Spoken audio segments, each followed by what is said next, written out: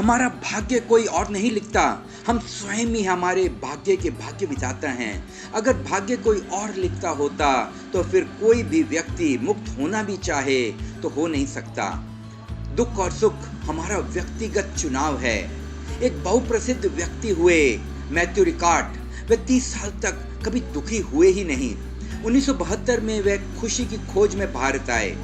भारत भ्रमण के दौरान दार्जिलिंग में उन्हें गुरु मिले, जिन्होंने 1975 में उन्हें विद्या दी। कहा जाता है कि वे जिंदगी में एक ही बार दुखी हुए और वह तब जब उनके गुरु की 1992 में मृत्यु हुई। अमेरिका की यूनिवर्सिटी ने 12 साल तक उन पर शोध कार्य किया, ये पता लगाने के लिए कि क्या राज है जो उनको हमेशा खुश रहने देता था। उनके दिमाग में 265 सेंसर लगाए गए। संशोधन के बाद ये पता चला कि उनके मस्तिष्क में गामा रेस का भ्रमण होता है। ये उन पर पाई जाती हैं जो ध्यान के गहरे तलों पर उतर जाते हैं और जो हमेशा जीवन में दया और परोपकार की भावना से जीवन को जीते हैं। मैथ्यू रिकॉर्ड ने खुश रहने के 5 तरीके कहे हैं।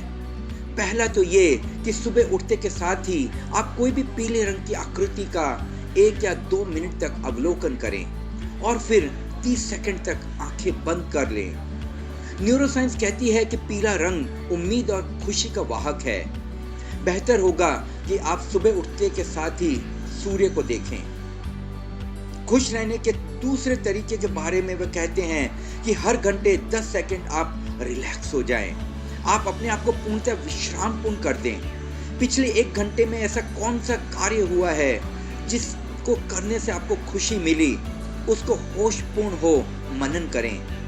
तीसरा तरीका है जो उन्होंने कहा वो ये कि आप जिसे प्रेम करते हैं, जिनकी सकारात्मक ऊर्जा आपको प्रभावित करती है, उसकी फोटो घर या ऑफिस में साथ रखें ताकि जब भी आप निराश परेशान हों तो वह फोटो आपको पुनः खुशी की याद दिला दे।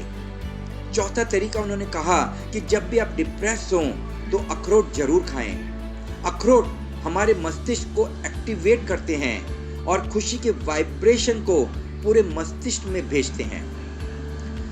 खुश रहने का 5वां तरीका उन्होंने कहा वो ये कि आप हंसने की आदत डाल लें। अगर आप हंस नहीं सकते तो कम से कम हंसने की एक्टिंग जरूर करें। ये 5 तरीकों से व्यक्ति आसानी से खुश रह सकता है। यहाँ ये गौर करने की बात है कि मैथ्यू रिकॉर्ड ने खुश रहने के 5 सूत्र भारत भूमि से ही पाए। भारत की भूमि आध्यात्मिक तौर पर तो संपन्न है ही, मगर ये पूरे विश्व को जीवन जीने की कला सिखाती है। इसी से ही भारत को विश्व गुरु कहा गया है और ध्यान ही है वो अद्भुत औषधि जो भारत ने पूरे विश्व को दी है।